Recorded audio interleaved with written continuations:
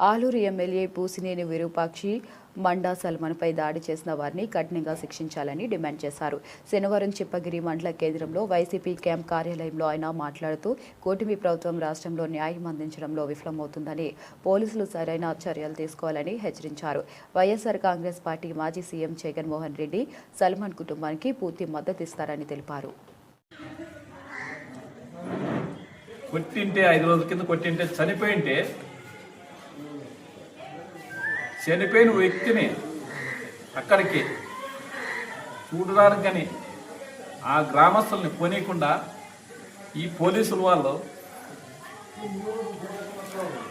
కొమ్ము కాస్తున్నారు. అది ఎక్కడ ఇది అన్యాయము? కొట్టి ఎన్ని రోజులని ఎంతమందిని చంపుతారు మీరు?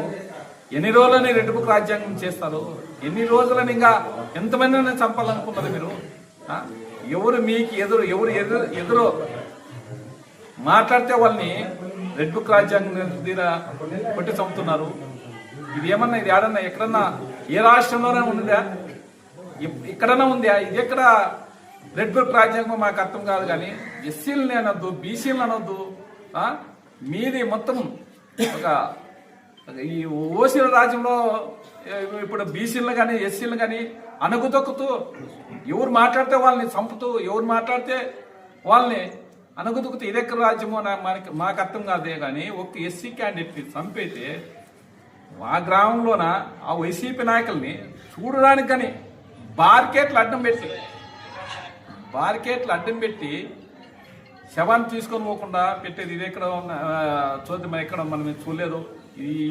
ఈ పరిపాలన మళ్ళీ ఎన్నాళ్ళు ఉంటుందో, ఎన్ని రోజులు వీళ్ళు పరిపాలన చేస్తామనుకున్నారో, పోలీసులతోనే ఎన్ని రోజులు పరిపాలన చేస్తామనుకున్నారో, మొత్తం ప్రజల్లోకి వస్తే తెలుస్తుంది మీకు. ఎందుకంటే మీరు పైన ఫ్లైట్లో తిరుగుతున్నారు. అదే ఫ్లైట్లో తిరుగుతూ హెలికాప్టర్లో తిరుగుతున్నా మీకు అర్థం కావట్లేదు. ఈ పవన్ కళ్యాణ్ కానీ మన చంద్రబాబు నాయుడు కానీ ఆమె హోంమంత్రి గారు అసలు ఉన్నాదో లేదో ఆమెకి అంత అర్థం కాదు. ఆమె ఎస్సీ క్యాండిడేట్ ఆమె కానీ, దళిత క్యాండిడేట్ ఆమె కానీ, ఒక దళితుని చంపితే సపోర్ట్ లేకున్నట్ల ఆమె ఎస్సీలకే సపోర్ట్ లేకపోతే నువ్వు ఇంక మళ్ళీ బీసీలకి మిగతా వాళ్ళకి ఏం సపోర్ట్ ఉంటుంది? ఏమో హోంమంత్రి గారు ఒకటే చెప్తున్నాము. ఇంకా ఎంతమంది చంపాలనుకున్నారు? ఎన్నేళ్ళు చంపాలనుకున్నారు? 2 ఏళ్ళ నుంచి ఒకటే చంపుతూనే ఉన్నారు. 2 సంవత్సరాలు అయిపోతుంది. ఇంకా చంపేదంట్లోనే ఉన్నారు. మీరు ఎప్పుడో పరిపాలన చేసింది మీరు. పరిపాలన గడ్డి పెట్టినారు. ఏ సంక్షేమ పథకాలు మీరు ఇచ్చినారు? సంక్షేమ పథకాలు ఎవరన్నా అడిగితే గాలి వదిలేసి ఈరోజు మీరు పెట్టుకునేదే రౌడీ రాజ్యము, గుండా రాజ్యము. అది తప్ప మీరు ఏం పరిపాలన చేయట్లేదు. ఎవరన్నా మాట్లాడితే వాళ్ళ మీద కేసులు, ఏమైనా మాట్లాడితే వాళ్ళ మీద కేసులు, బైండర్ కేసులు అంటారు. కేసులు పెడతారు, మళ్ళీ వీళ్ళ కేసుల మీద ఇరికిస్తారు. ఎక్కడ ఏ మనిషి అది పార్టీకి సంబంధించిన వ్యక్తులు కానీ మీరు ఏం పరిపాలన చేస్తున్నారు? నిందిస్తే వాళ్ళని కానీ కేసులు పెడుతున్నారు.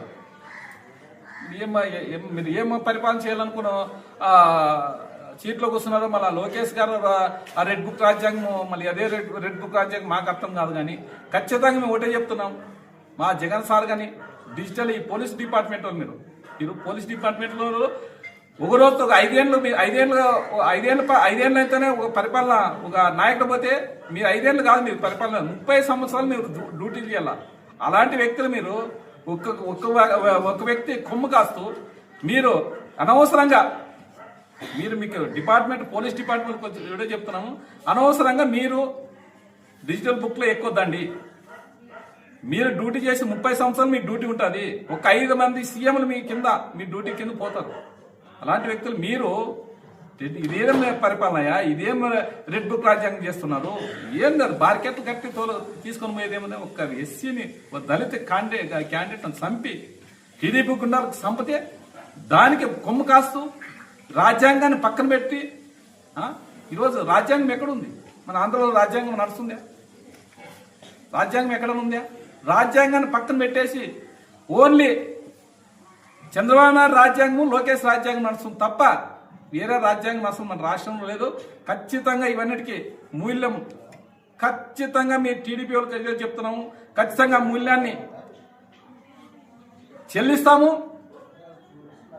అది చేసి చూపిస్తామనే విధంగా మేము కానీ మీకు టీడీపీ నాయకులు చెప్తే మేము ఒకటే చెప్తున్నాం.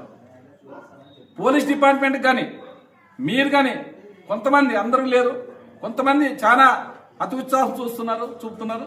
మీకు కానీ ఖచ్చితంగా డిజిటల్ బుక్లో ఖచ్చితంగా జగన్మోహన్ రెడ్డి గారిని డిజిటల్ బుక్ ఓపెన్ చేసినాము. ఆ డిజిటల్ బుక్లో మీరు ఎవరున్నారు ఖచ్చితంగా మీకు ఎక్కించి ఆ డిజిటల్ బుక్లో ఎవరుండో వాళ్ళు కానీ మీరు కానీ మన జగన్ సార్ చెప్పిన సప్త సముద్రాల్లో ఎక్కడ పోయినా మిమ్మల్ని ఇడిసే ప్రసక్తే ఉండదనే విధంగా మీరు, ఎందుకంటే మీరు డ్యూటీలు చేసేవాళ్ళు, మీరు రాజ్యాంగం కాపాడేవాళ్ళు, మీరు అలాంటి వ్యక్తులు మీరే ఈరోజు రాజ్యాంగాన్ని పక్కన పెట్టి మీ రాజ్యాంగం చేస్తున్నారు. కాబట్టి మీకని ఇది తప్పదనే విధంగా ఈరోజు మేము వినిపించుకుంటున్నాం.